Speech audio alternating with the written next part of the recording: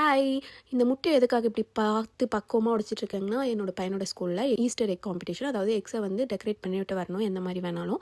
இது வந்து பிளாஸ்டிக் எக்ஸில் கூட பண்ணலாம். இது இங்கே ஷாப்ஸில் கிடைக்கும். பட் ஆனால் இது நாளைக்கு தான் என்னோட ஃபைனல் டேட்டுன்னு சொல்லிட்டாங்க. இது முன்னாடியே பண்ணியிருக்கணும், பட் நாங்கள் மறந்துட்டோம். இன்றைக்கி நைட் பண்ணணும்னு சொல்லிட்டு நாங்கள் நைட்டு தான் ஸ்டார்ட் பண்ணோமா, அதனால் கடைக்கு போக முடியல. ஸோ ரியல் எக்ஸ்லேயே வந்து கூட பண்ணலாம். ஸோ அதை வந்து நான் கண்டென்ட்லாம் எடுத்துகிட்டு உள்ளே இருக்கிறத வாஷ் பண்ணிவிட்டு ட்ரை பண்ணிவிட்டு தான் இதை பண்ணுறோம். நாங்கள் வந்து ஒரு ஸ்பேஸ் ஷிப், ஒரு ஏலியன்ஸ் இருக்க மாதிரி பண்ணலான்னு சொல்லி பிளான் பண்ணியிருந்தோம். ஒரு ஷூ பாக்ஸில் அதை பண்ணலான்னு பண்ணிட்டு இருந்தேன். ஸோ என் பையன் வந்து நடுவில் கொஞ்சம் அவன் தான் பண்ணணும், அவன் ஹெல்ப் பண்ணிட்டு இருந்தான். அது ஹெல்ப் பண்ணுற பேரில் வந்து ஒரு எக்கோட ஷெல்லை உடைச்சிட்டானா, அதனால் நீ கொஞ்சம் டைம் அவுட் கொடுத்துட்டு எனக்கு முதுகு வலிக்குதுடான்னு சொன்னோன்னா, அவன் எனக்கு மசாஜ் பண்ணுறன்ற பேரில் என் முதுகில் பாக்ஸிங் பண்ணிட்டு இருந்தான்.